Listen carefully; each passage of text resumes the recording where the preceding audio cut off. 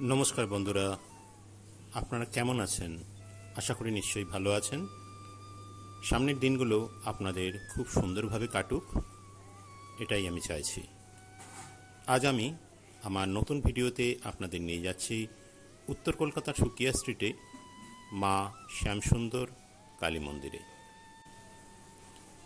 প্রথমে আমি কিভাবে এই জায়গায় আসবেন তার একটি সংক্ষিপ্ত বিবরণ দিচ্ছি। হাওড়া বা শিয়ালদা থেকে প্রচুর বাস আসছে মানিকতলা অঞ্চলে। এই মানিকতলায় নেমে মিনিট 5 হাঁটা পথ কলকাতার হোমিওপ্যাথি কলেজের সামনে আসবেন এবং কলকাতার হোমিওপ্যাথি কলেজের ঠিক বাঁ দিক দিয়ে একটি সরু গলি চলে গেছে। এই সরু গলি দিয়ে মিনিট 1 হাঁটলেই আপনারা পৌঁছে যাবেন মা শ্যামসুন্দর মন্দিরে।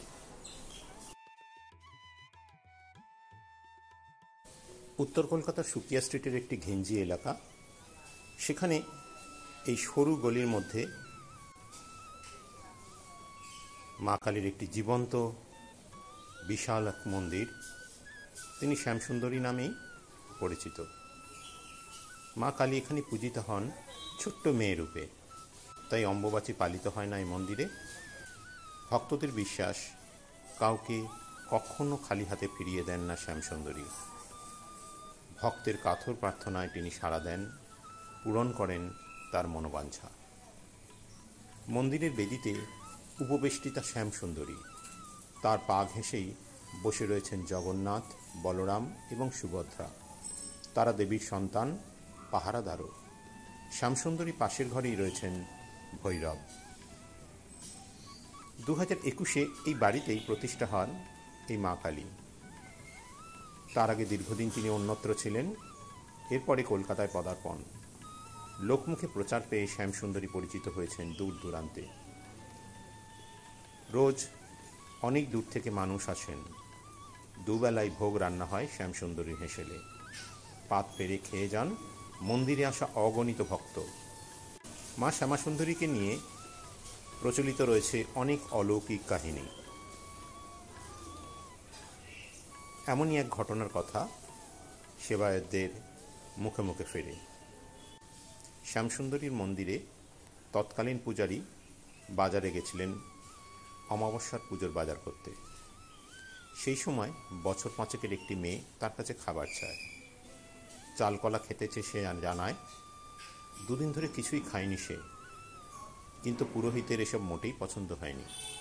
তিনি ওই বালিকাকে ধাক্কা দিয়ে সরিয়ে দেন, কাজ করে খাওয়ারও পরামর্শ দেন। এরপর ছোট্ট মেয়েটি চলে গেছিল। পুরোহিত দেবীর পূজার বাজার করে ফিরে এসেছিলেন মন্দিরে। প্রচুর ভক্তের সমাগম হয়েছিল অমাবস্যার সে রাতে। নিয়ম মেনে অন্ধকারেই চলছিল দেবীর আরাধনা। পুজো চলাকালীন পুরোহিত হঠাৎ লক্ষ্য করেন যে শুধু মহাদেবী শায়িত রয়েছেন, কিন্তু তার ওপরে কালী নেই। প্রথমে ভ্রম মনে হলেও এরপরে ঘিয়ের প্রদীপ বাড়িয়ে মূর্তি দেখার চেষ্টা করেন এবং একই জিনিস দেখেন। তৎক্ষণাৎ নূপুরের শব্দে সম্বিত ফেরে পুরোহিতের। কথিত আছে সেদিনই স্বয়ং শ্যামাসুন্দরী আসেন জানিয়ে দিতে তার অস্তিত্বের কথা। ছোট্ট মেয়েরূপে তিনি যে খাবার চাইতে এসেছিলেন সে কথা জানিয়েছিলেন পুরোহিতকে। সেই থেকে চলছে এই রীতি। চালকলা দিয়ে শ্যামসুন্দরীর পুজোর আয়োজন আজও হয়ে চলেছে।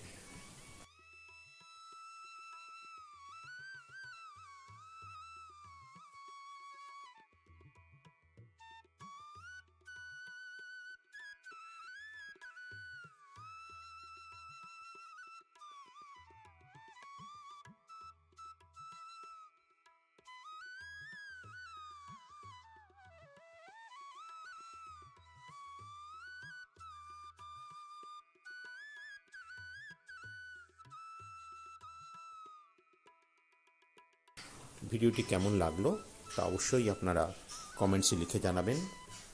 যারা এখনও আমার চ্যানেলটিকে সাবস্ক্রাইব করে দেননি তারা অবশ্যই সাবস্ক্রাইব করে দেবেন। যাতে আমার নতুন কোনো ভিডিও এলে আপনাদের সামনে নোটিফিকেশন আসতে পারে। আজ এই পর্যন্ত, আবারও দেখা হবে নতুন কোনো ভিডিওতে। নমস্কার।